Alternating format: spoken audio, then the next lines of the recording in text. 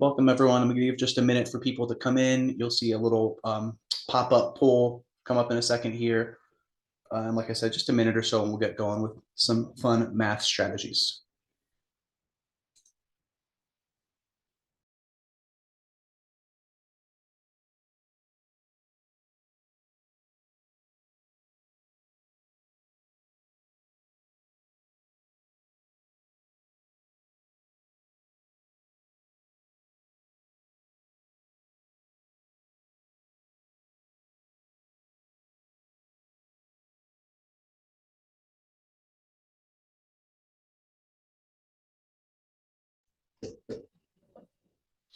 Okay, as we have some more people coming in, we'll get the ball slowly rolling. My name is Tal Kitron with Applerouth Tutoring Services. I'm an elite tutor and executive function coach. And today I'm here to talk to you guys about the digital SAT math modules. We're going to cover strategies, content, what the digital SAT looks like, and then practice some problems with techniques you can apply immediately to if you're taking the SAT in May or a practice test, things that should be immediately helpful. I'm going to leave some time at the end for Q&A. We're scheduled for an hour. I don't think it'll take us that long. But if you do have questions along the way, make sure you submit them and I will get to those at the end.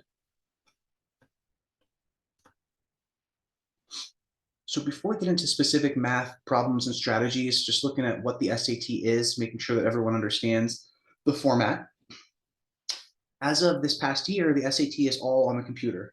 So just like the PSAT, it's taken on the Blue Book app, which is an app you download on your computer.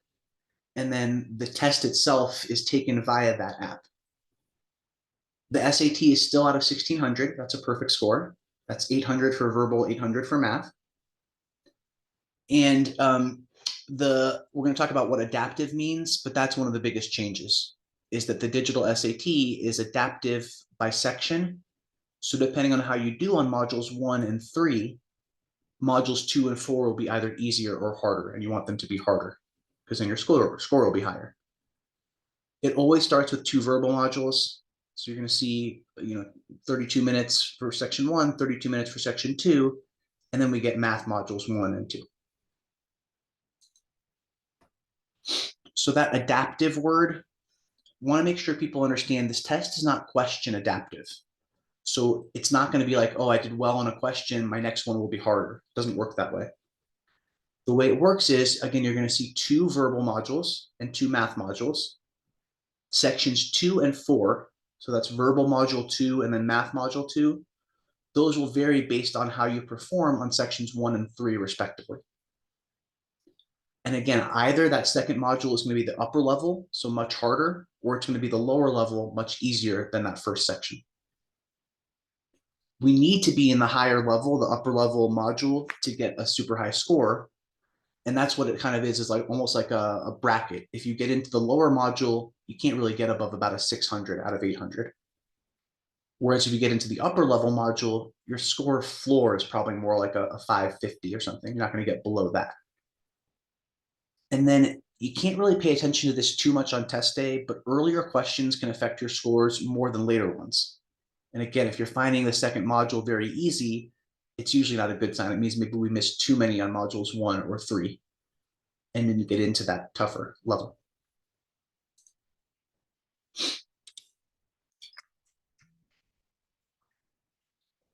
The format, and there's a verbal strategy session next week, I believe, or the week after. For math for today, we're looking at 2 35-minute modules, each with 22 questions total. So 35 minutes, 22 questions, unless you have extended time accommodation. So section 3, 35 minutes, 22 questions, and section 4, 35 minutes, 22 questions. A lot more generous with time than the ACT or than the SAT used to be.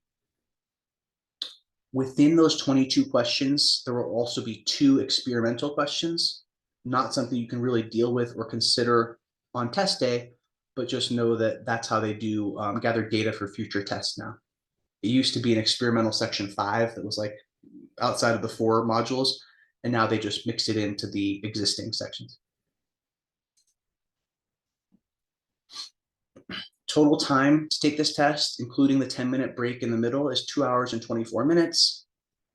Again, that's a lot more time per question than ACT and the old paper SAT, which is nice. It's just not as much of a time crunch test. So I think that plays into students' favors. And then what we're here for today. So math, content, and strategies. My goal is to show you the types of questions that will be tested. That includes categories, but also specific question types.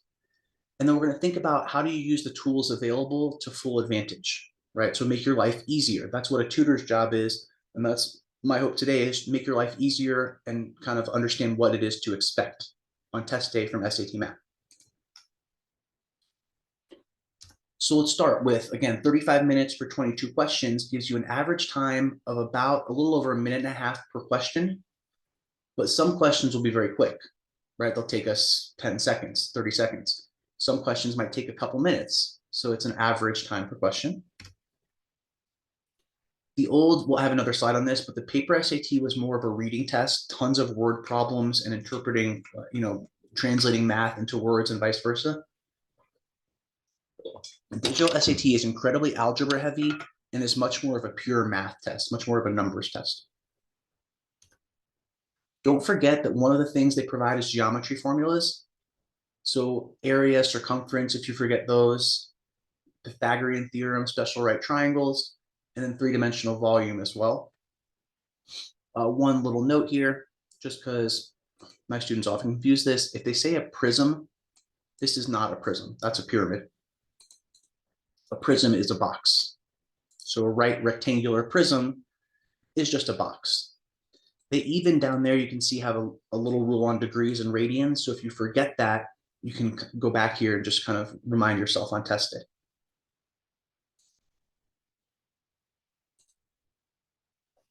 So as I mentioned, less of a reading burden, fewer words per problem. Great for students with English as a second language. So I've got a lot of international students. That's been helpful because a lot of times we hit the math section and be like, wow, I thought this was math, but really we're still just reading and trying to interpret, logic. On this current SAT, only 30% of math items are actually in a real world context. The remaining 70% of the items are more pure math. And again, we'll get into what types.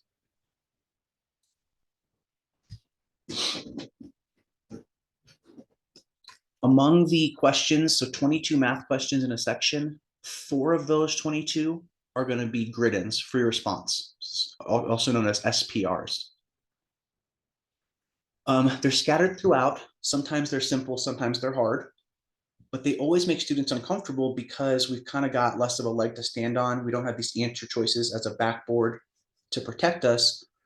If you get an answer that's like negative 17.4, you just kind of think, okay, well, I hope I did all my math right. We don't have that backboard of, yes, there's my answer. I see it. You can input any digit 0 through 9, slash for a fraction or a decimal. No commas, no exponents, no x, no variables, but you can do a negative sign. If it's a positive answer, there's up to 5 spaces. If it's negative, there's up to 6. And then if your decimal doesn't fit, you have to truncate it, but you don't round it off. So at its 4th digit is when we stop. And this actually is provided on every single test. So I want you guys to know that you will see this on the left-hand side of your screen for any student-produced response question. And it tells you like, okay, 3.5, you can grid that in as 3.5, 3.50, or 7/2. But if you try to do the mixed number, that's not going to work because that looks like 31/2. Right, and then I like to do fractions. We'll look at how we can, on Desmos, simplify a decimal into a fraction. But 0.6667 or 0.6666 is the same as 2/3. Whereas if you rounded it too early, it would be wrong. So here's a very important page. We're going to stick on this for a moment. This is what the Blue Book format is. It's what it looks like when you load up the test itself, whether it's a practice SAT or on official test day. And so let's see what all we've got here, because there's really important things. The most important by far is going to be this calculator. And we'll see on the next slide what happens when you click that button. The reference sheet, we already saw, that's the geometry formulas. And then in here, it's really just about like administrative things. So like if you need to save and exit a practice test, you can do it up there. You can see right here the time. So 32 minutes to start, time's starting to click down. Some students hide it, but most don't. You can just let it click down. And it will warn you when there are 5 minutes left in the section. Mark for review is what we do on a question that is challenging and we're taking too much time. We'll say, I'm going to mark this for review and come back. And then if you do that, you can always click on this bar down here, and that will bring up the list of the 22 questions, including any that you flagged with a red review button. The only other thing on this one to point out is the answer eliminator. I would say that's way more helpful on verbal. So I wouldn't sleep on it, but I don't think it's that useful for math generally. Right, unless you're at the point where you're not certain exactly how to solve, but you know you can narrow it down with logic or using the answers. And again, this is all on a computer, like either your device or the one the school provides on the Blue Book app. That's how we take the test these days. You will be provided with scratch paper. You can also bring your own graphing calculator, so TI-80 whatever, and I'd encourage that. But the Desmos calculator is the absolute key, as we'll see today. And this is what it looks like. So again, when you click that calculator icon in the top right, it pulls up a Desmos graphing calculator. Many of my students, at least at some point, have used it in school. Desmos.com/graphing, I think, is how you get there. And you can expand it. The danger there is it covers part of the question and answers. So you'll have to get good at sliding that around and minimizing it and then collapsing it completely. This is something that I think we'll definitely have time for. I'm going to go into Desmos and just show you a few things on how to play with it today. So we'll do that a little bit later.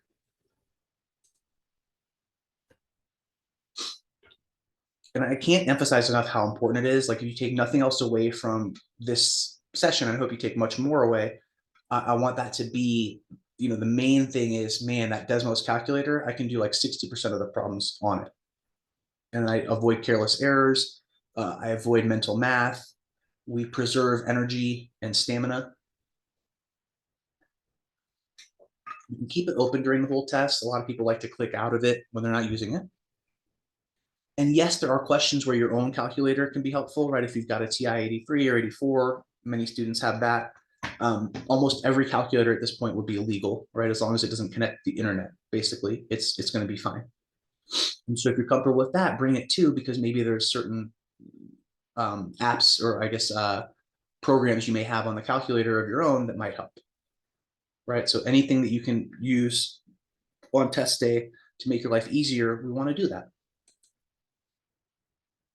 We're going to look at how you can plug in equations, identify the solution, aka where they intersect, right? So that way we don't have to do isolation or substitution or elimination. And not just the hardest questions. Again, that easier module, whether that's the third or the lower level fourth, if you don't make the upper level, the calculator can solve many problems with just a couple clicks. All right, so let's talk content areas, and then we're just going to get into some practice. Algebra is the name of the game. 70% of this SAT math is algebra, right? So that's algebra 1, like equation of a line stuff, but also polynomials, and algebra 2 type of stuff, but it doesn't really get into pre-calc or calc hardly at all. 15% stats and problem solving. So that's anywhere from mean, median, mode to ratios and proportions and probability and percent.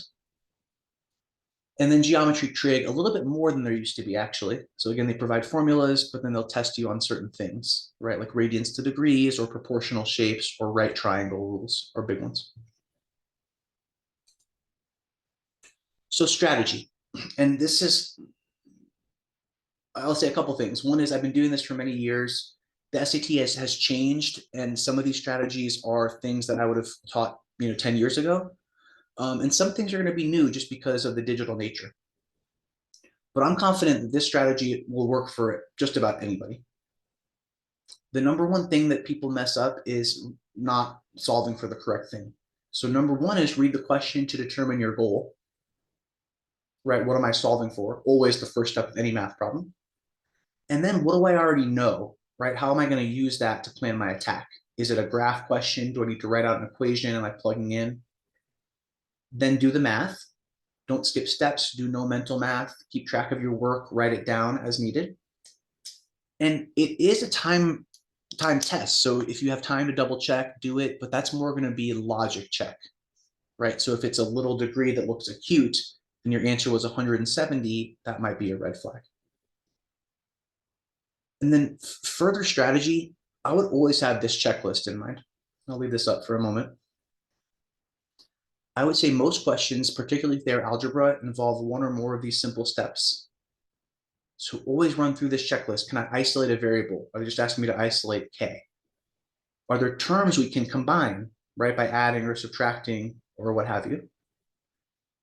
Factoring and foiling is something that people do a lot in school. We shouldn't have to do it as much now because of Desmos.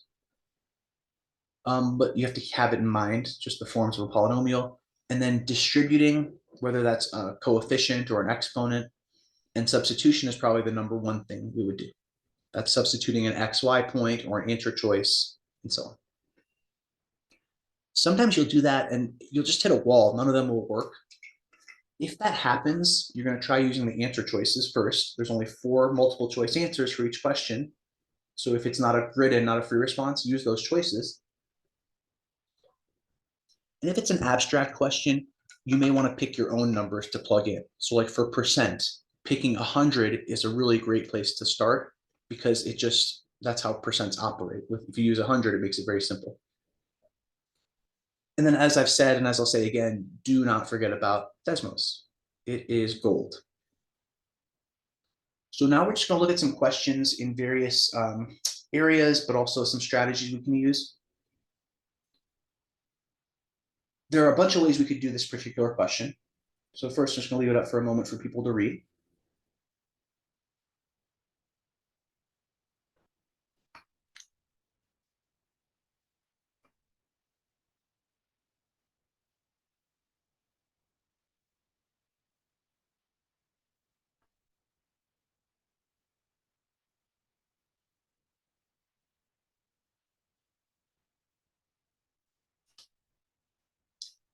And so here you see the capitalized word not, and it's an inequality.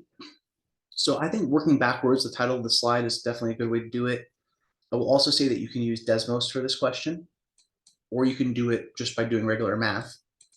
But if we were to use the answers, we could just kind of start by plugging in, I would say maybe 3 because it's the easiest, and just see if it's true, right? So if I plug in 3 for x, I would get 3 times 3, which is 9, plus 3 is 12.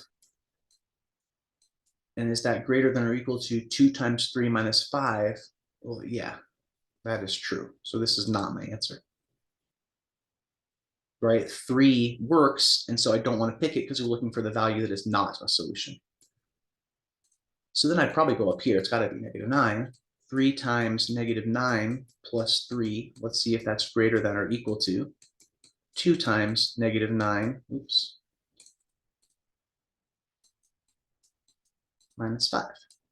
And here you get -27 plus 3. So that's -24 greater than or equal to -23.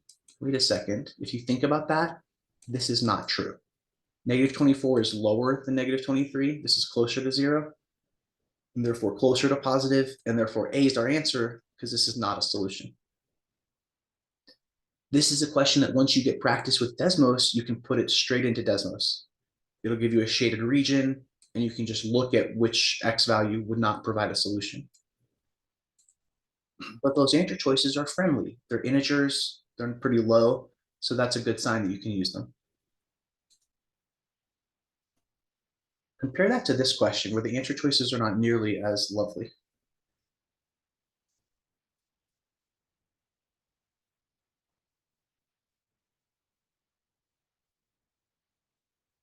This one says the number of virions grown in a cell culture doubles every 12 hours. There are 100,000 virions to start, which represents the number of virions V in the cell T days after the start of observation. So this question is an exponential modeling question. The SAT Applerouth Guide, which is a great book, has a chapter on it. And the first thing to understand is that you always start with the initial amount. So like these two don't really make any sense. I could also prove it. Like they say there are 100,000 to start. So that means 0 days after the start, when t is 0, then v should be 100,000. So that's part of what they mean by picking numbers. And if you plug in 0 right here, anything to the 0 power is 1. So this would be 2 times 1, which is 2, and b would be 2 times 1, which is 2, which we don't want. We want it to be 100,000. If you plug in 0 here and here, right, you get 2 to the 0 power, which is 1 times 100,000. Now what we need to do is figure out which of these tells us it doubles every 12 hours. And so, well, how many days is 12 hours? That'd be 1/2. So I would be thinking, all right, that means that if I plug in 1/2 for t, right, 1/2 of the day, there should be 200,000 virions. If you plugged in 1/2 right there, you're not going to get it to double. That will not work. That's 1/2 to the 12th. This actually means it takes 12 days to double. It doubles once every 12 days. This says it doubles twice per day. And if you plugged in 1/2, you would see the exponent become 1. And you can say, oh, all right, good. Every half day, every 12 hours, this indeed is doubling. This says it doubles twice per day. My hope for students when they start out would be get it down to C and D, and then with a bit of practice, we can know what the difference is and that it's choice D. But that strategy of picking numbers, 0 or 1 and low numbers, just to translate what it means, I think is a great method to clear up a lot of modeling questions. So now we're going to look at those algebra content areas and then trig and stats, and then some example problems for each. I'll give a moment for people to try them and then explain them. Under the basic algebra umbrella, you're going to see lots of linear stuff. So whether that's y equals mx plus b or f of x equals mx plus b. Similarly, you'll see inequalities and also systems of equations, but all this stuff will be linear. So constant rates of change, x and y intercepts, slopes, but not thinking about vertices or anything about like a parabola, anything complicated. Here's 2 questions that I would definitely say could come up on SAT.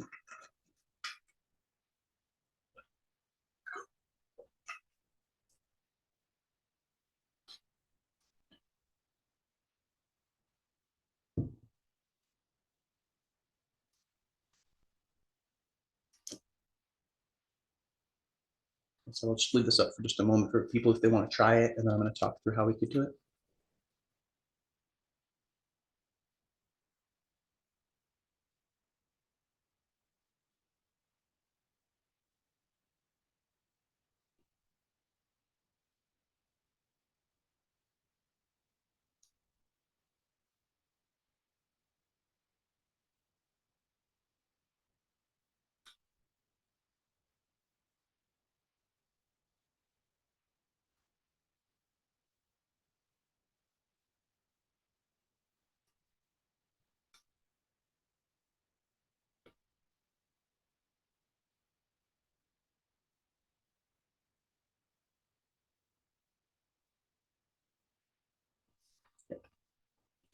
The first question is a Desmos question, to be perfectly clear. But for the purpose of just today, let's look at kind of mathematically what they're saying. How many solutions to an equation means how many times does this line intersect with this line? Or how many values of x make this true? So again, you can type them in and just kind of look at what Desmos gives you, and I'll show you a bit more about that. If we were just to distribute and do the math here, we would get 12x minus 21 equals 12x plus 20. And so the lesson here is that lines with the same slope never intersect, they're parallel. So that's how you would have no solutions. The fact that the y-intercepts are different is important because if they were the same, if these were both minus 21, then that'd be infinite, they'd be the same line. But if 2 lines have the same slope and different y-intercepts, they're parallel, they never intersect.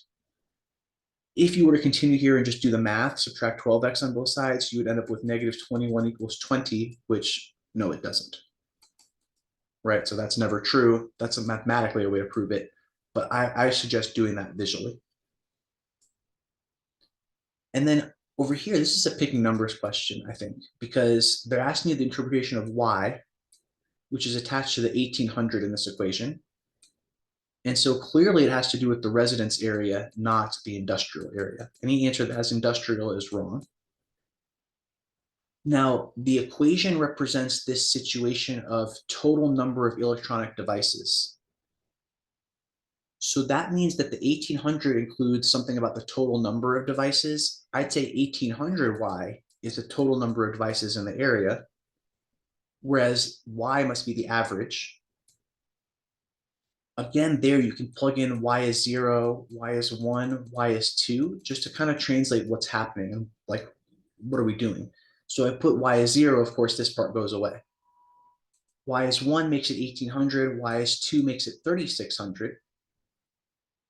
And so that means like, well, no, I'm not saying total because the 1800 is included in the total number. I think this question is much harder than the first, but you can get it down to B and D immediately and then rule it out with logic because the total number would be the 1800y. These would be the basic algebra questions you would see on both modules 3 and 4, usually in the first 10-ish questions, 10 or 15. They tend to get harder as they go. That's not a hard and fast rule, but like the last 5 questions on a math module will pretty much always be quite hard. Next major category, so major math content area is advanced math, which is algebra 2. This is stuff like exponents and roots, polynomials, quadratics, exponential equations and functions, and then absolute value as well. Here's a couple examples of what that could look like. I'll again just leave these up for a minute so you can try them and we'll talk through.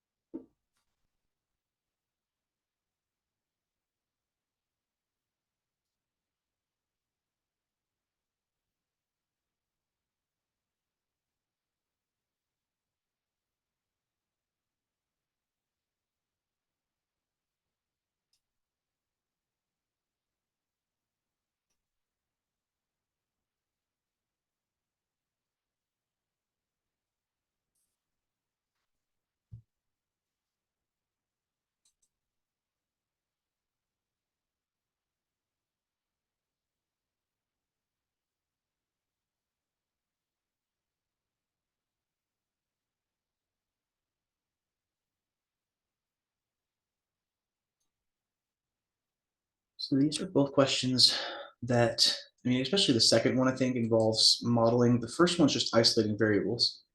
So nothing to do here besides multiply by the denominator, right? Don't get ahead of yourself. Don't divide or anything. We want to multiply by the 3k minus 2 to get rid of it in the denominator of the fraction.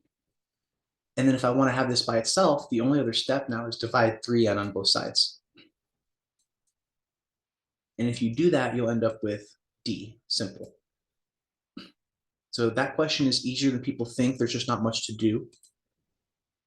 And then the second one, again, we can graph this as a parabola in Desmos. That's fine. It's going to look like a downward opening parabola.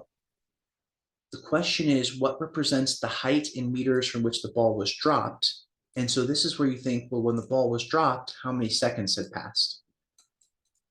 At that moment, 0 seconds. And when t is 0, h of 0, the y, the height would be 600. That's our y-intercept. That's our starting point. That's where we dropped it from. And so that doesn't mean it's the vertex. In some cases, I guess it would be, but they didn't ask that. They said the initial starting point, not the maximum or minimum height. So yeah, that one's just the 600. Third math category is problem solving and data analysis. As I mentioned, that's percentages, proportions, also some unit conversion, and then mean, median, standard deviation, range, and some stuff about like basic inferences, margin of error, basic statistics, but nothing too crazy. 7 to 9 questions is 15 to 20% of the math test. I think 20% is probably a little high. but it shows up enough that it's important. Here are 2 example questions for us to try.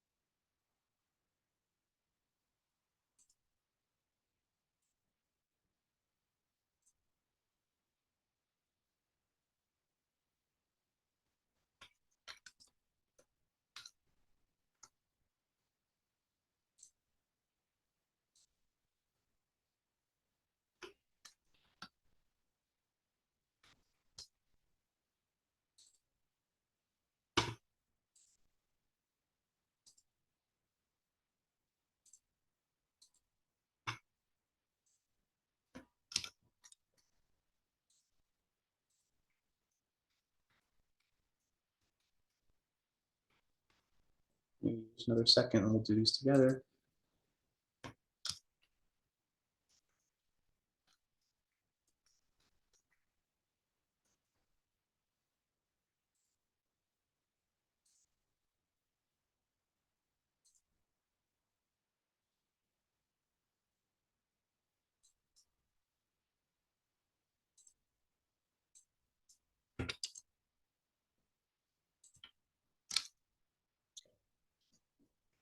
So a couple things. The first one is just 1,248,000 is what percent of 1.6 million. The math behind that is you can divide the 2 numbers. I'm also going to show you in a second. I'm going to exit this and show you how to do that on Desmos. It's very easy. And actually, the second question is another one where you could do on Desmos, but the hope is that you see this and you realize dataset S has all the same numbers, but one lower number. So our answer for this one would definitely be B. And over here, 1.248 million is what percent of 1.6 million. And so you'd have to divide the 1.248 over the 1.6. And we would get 0.78, which is 78%. So C and then B. And now let me just show you a couple of cool things. So the first is that first question, 1.248 million equals, and I just wrote X percent. It gave me the of 1.6 million. That's a red squiggly means we've graphed something. So if I zoom way, way out, boom, should give me the answer. And it is indeed 78, right? So this is 78% of 1.6 million, boom. And then again, we didn't have to do it, but if you ever want to find the mean of a set of numbers, just literally type the word mean and then the numbers in parentheses with commas. Notice I did not use commas up here because it messes it up in Desmos. But here, you can just find the mean of any set of numbers or the median, same rule, right? And that just says, hey, the median's 7. I can't say enough how many different things you can do here. So like if I wanted to convert something to a fraction, you hit this little button. So right to the left of that, you hit that, that's 3/4. And while we're here, just showing you a couple other little things, this home button gets you back to center. And down here is any tools that you might need. So you can usually type them in, but square root, less than or equal to, all the basic math tools, absolute value. And then if you still can't find it, it's under functions. For example, trig stuff or like a cube root would be all the way down. But I would absolutely recommend practicing on Desmos. Can't recommend it enough. This is the most important thing. Let's go back in here.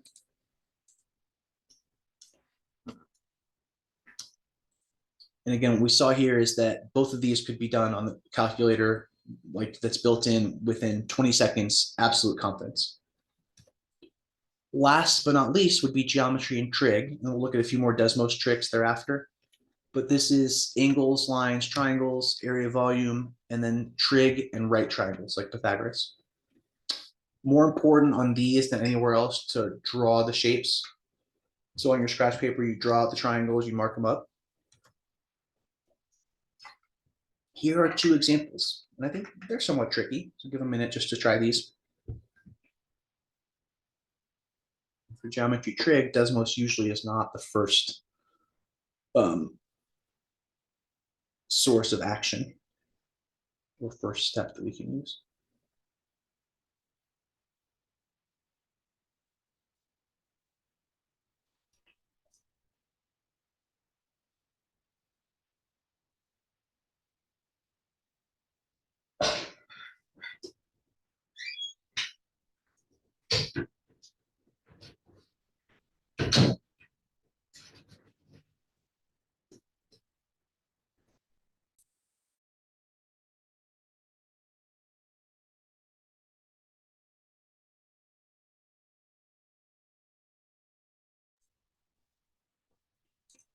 So first one on the left-hand side, we've got a right triangle, so we would draw it out.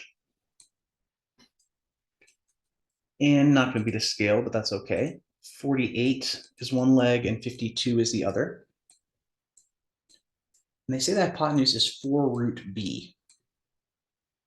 So this is a question where we're going to have to figure out what this is in terms of Pythagoras. And then from there, we'll have to simplify and find 4 root b. So I'd go up to the math reference sheet, which shows us a squared plus b squared is c squared, in case anyone forgot that, which means 48 squared plus 52 squared equals c squared. And c is always our hypotenuse. Then we would put that in our calculator or in the Desmos calculator and find that that's 5,008.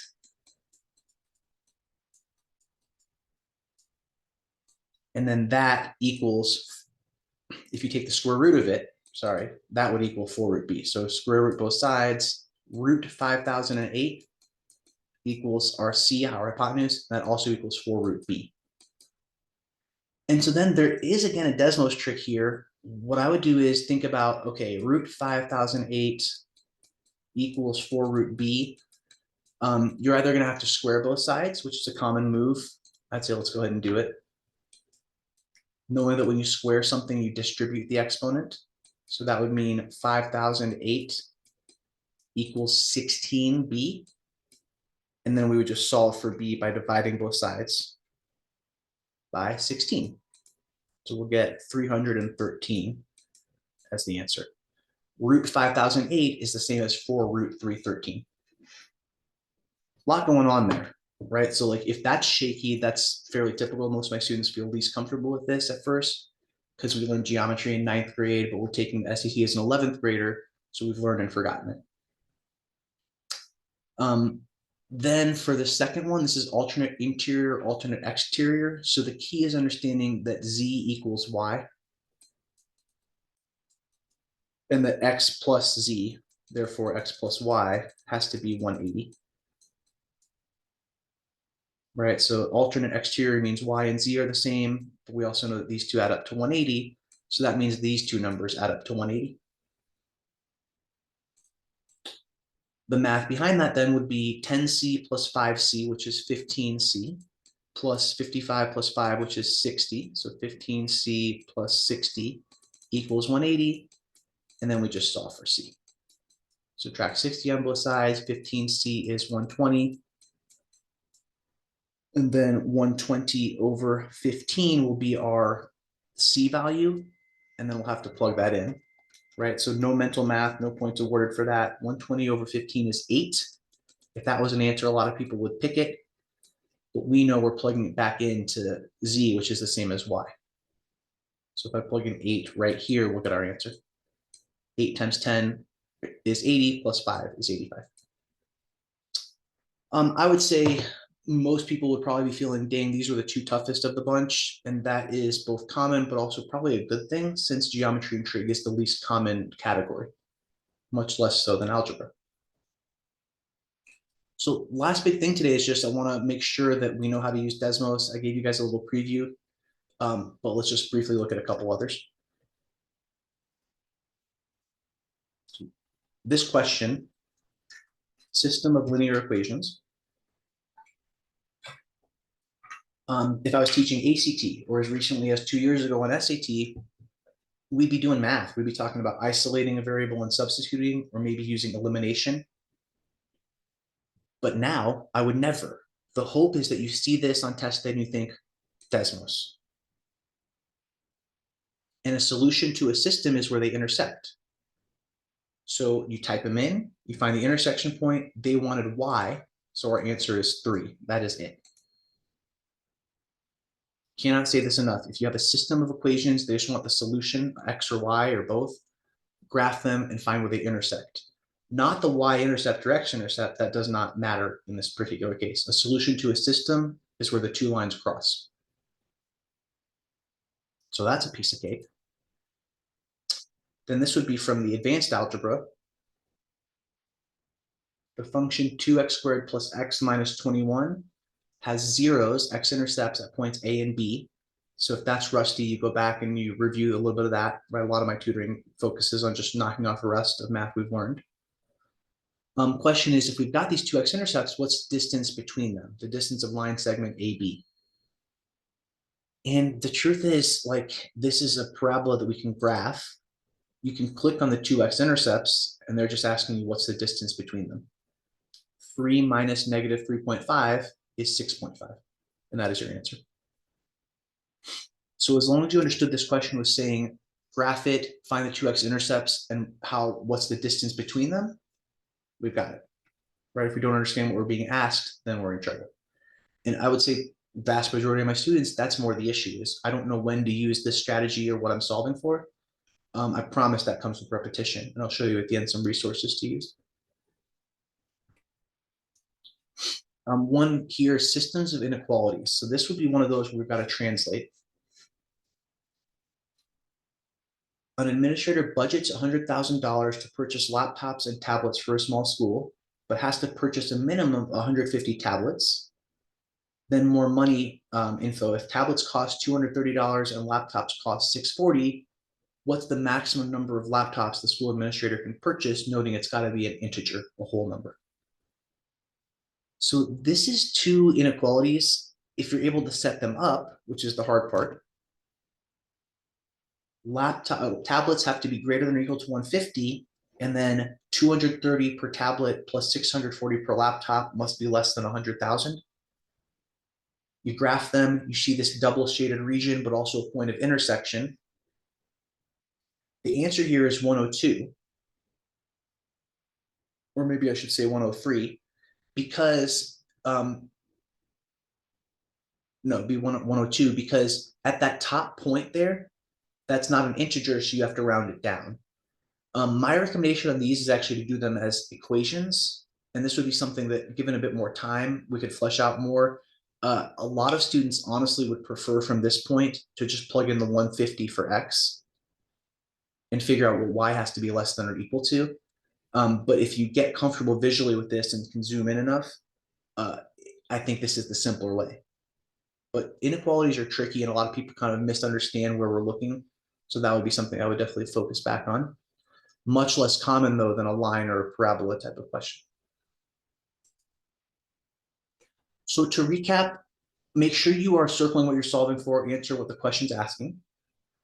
Don't sleep on detail and leave nothing blank. There are no points off for wrong answers, no guessing penalty, so leave nothing blank on the SAT.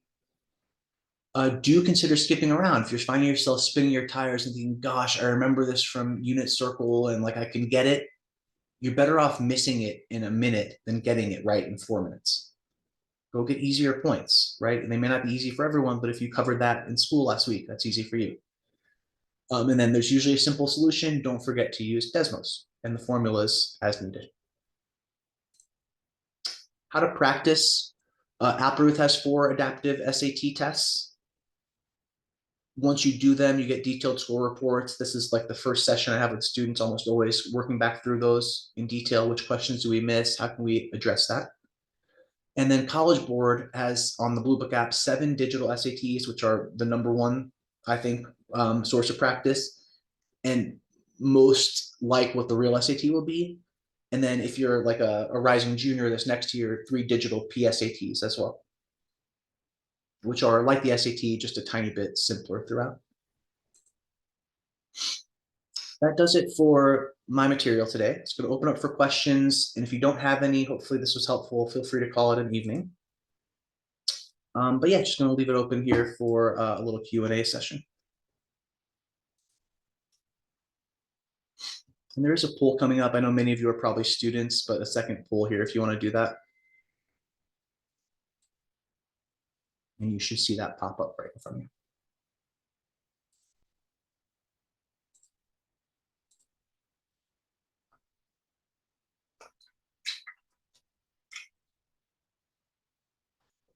And then if you feel like, okay, I got what I needed out of this, feel free to reach out to info@applerouth.com or the number here with any questions.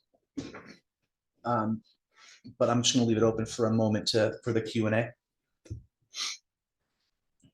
First question is a really good one. This is, how do you factor using Desmos? Meaning, how would you factor a polynomial using Desmos? The answer is you don't exactly, but what you do is, so let's say we had something like x squared minus 3x minus 10.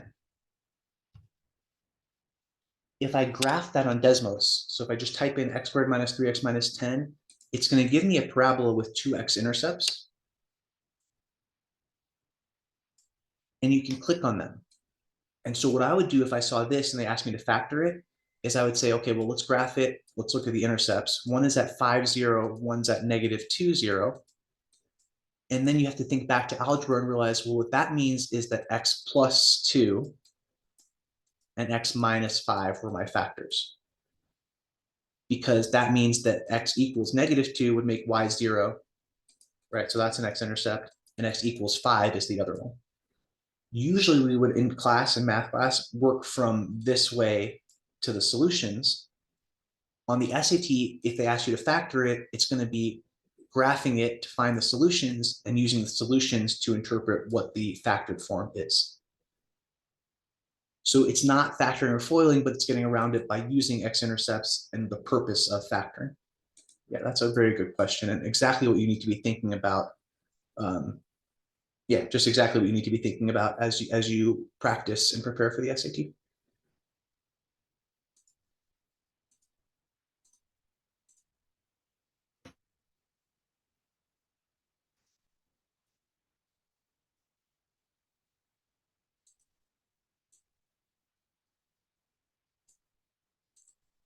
The next question is it common to see geometric proofs or logarithms on the test? Geometric proofs, that will not, like, the only thing that you will see there would be not like the proofs you saw in geometry class, but proportional shapes. So like side, angle, and knowing that, for example, if you've got two angles that are the same and two sides, that you need one more angle, right? Or one side where you don't know the opposite angle, but not proofs. And then logarithms, I've never seen on the digital SAT. Not impossible that it would show up, but that's more of an ACT thing. I've never seen a log question. Exponents and roots, yes, but no, I'm very confident no proofs, and I'm 99% confident no logs. Yeah, just the stuff we talked about. The hardest math questions are like advanced algebra with multiple variables, where you have to do a bunch of plugging in or pattern matching. So those are the things that require a little bit extra work.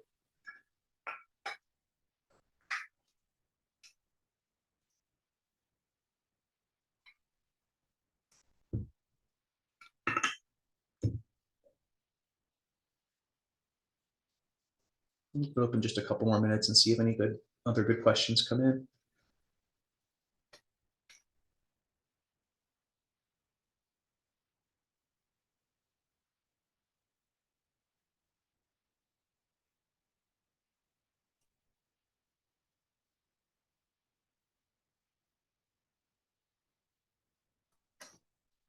Okay.